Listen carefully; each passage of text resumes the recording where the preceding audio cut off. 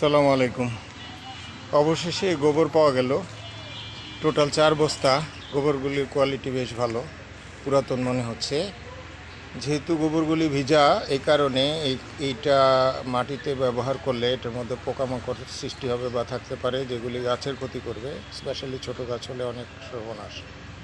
এই কারণে এটাতে নিম খোল অথবা নিমের তেল অথবা চুনের পানি জাতীয় জিনিস দিয়ে এটাকে একটু শোধন করে নিতে হবে, অথবা ভয়ঙ্কর বিষাক্ত পদার্থ বা আশুদিন দিয়ে দিতে হবে।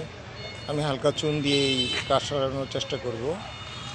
সামান্য ক্ষেত্র বিশেষে লবণও দেওয়া যায়, যেহেতু আমাদের এই এলাকা লবণাক্ত নয়, সুতরাং এখানে এটা করাই যেতে পারে। দেখি কি করা যায়, কিছুক্ষণ পর বাকি কাজ করব। আর এই যে আমার স্টেভিয়ার চারার সাথে এবং স্টেভিয়ার পাউডারের সাথে যে লাউয়ের বীজ দিয়েছিল 15টি, আল্লাহর ওয়াস্তে, যদিও স্টেভিয়ার বীজ একটাও উঠেনি, আপনাদেরকে জানিয়েছিলাম, সরি একটা উঠেছে। আর এর সাথে যে 5 প্যাকেট হাইব্রিড পেঁপের বীজ অনলাইন থেকে অর্ডার করেছিলাম, সেগুলির একটাও উঠেনি। এই কোনো রকম এই 4টা বা 5টা 15টা থেকে উঠেছিল, সেগুলি এতদিনে এখানে এই ঢাকা থেকে এখানে নিয়ে আসছি মতলবে। দেখুন অবস্থা, গতকাল লাগিয়ে দিয়েছি।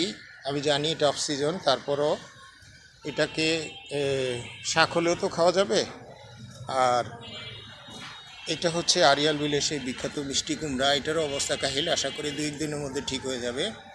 জার্নি করে নিয়ে আসার কারণে প্যাকেটগুলো, একে তো মিষ্টি কুমড়া, লাউ এগুলি দুর্বল জাতীয় গাছ, এগুলি ক্ষতিগ্রস্ত হয়ে গেছে।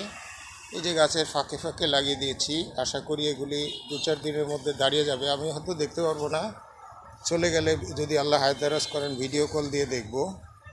এই যে গ্যাপে গ্যাপে দিয়েছি, গ্যাপে গ্যাপে দিয়েছি সকালবেলা কালকে। এই গাছগুলি যেন পুষ্টি পায় অতি দ্রুত, এই জন্য হিউমিক অ্যাসিড দিয়েছিলাম। আর এখানে যে গ্যাপটা আছে, এইখানে কিছু আনারসের চারা, যেগুলি আমি তৈরি করেছিলাম নিজে, এগুলির বয়স কিন্তু অনেক। লাগিয়ে দিলে এবং পুষ্টি পেলে, যেমন এইটা প্রায় 2 বছরের কাছাকাছি বয়স, সামান্য পরিমাণ মাটির কারণে এটা বড় হচ্ছে না। আর এই যে এইটা আরেকটা, নতুনগুলি এখনও লাগাইনি। আর এই কয়েকটা, এগুলির মাথা সহকারে পাতা কেটে দিতে হবে। এর কারণ হচ্ছে, আমি যেই বিল্ডিংয়ের পাশে আমাদের রাস্তায়, ঘরে বাসায় ঢোকার রাস্তায় এগুলি রাখতাম, সেইখানে উপর থেকে পাথর ইট পড়ে বা ময়লা আবর্জনা ফেলে ফেলে তারা এই গাছগুলিকে ক্ষতিগ্রস্ত করে ফেলে। আবার অনেক সময় বাচ্চারা ওর মধ্যে ক্রিকেট খেলতে গিয়ে জোরে বল মেরেছে, তার কারণে অনেক গাছ ক্ষতিগ্রস্ত হয়েছে।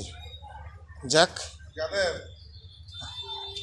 গোবর পেয়েছি, এই গোবর দিয়ে মাটি তৈরি করে পরবর্তী কার্যক্রম হবে। আমার দোস্ত শুকনা মনির এসেছে, আমার ছোটোবেলার বন্ধু। লোকজন আমাকে আর ওকে দেখলে মিলাতে কষ্ট হয়। যাই হোক, মজা করলাম, দোস্তের অনুমতি নিয়েই নিয়েছি। এই মাটিগুলো তৈরি করে আজকের মধ্যে চেষ্টা করব এটাকে শেষ করতে, রিপোর্টিং সহকারে যাবতীয় কাজগুলি করতে, নয়তো সমস্যা হয়ে যাবে। কারণ ঈদের পরের দিন আমার আবার নোয়াখালী আমার খামারে যাওয়ার ইচ্ছা আছে। সবাই ভালো থাকবেন, সকলের জন্য ঈদের অগ্রিম শুভেচ্ছা। আর অল্পই বাকি, আজকে শেষ রোজা। আল্লাহ আমাদের সকলের উপর দয়া করুন, আমাদেরকে ক্ষমাপ্রাপ্তদের অন্তর্ভুক্ত করুন। আসসালামু আলাইকুম।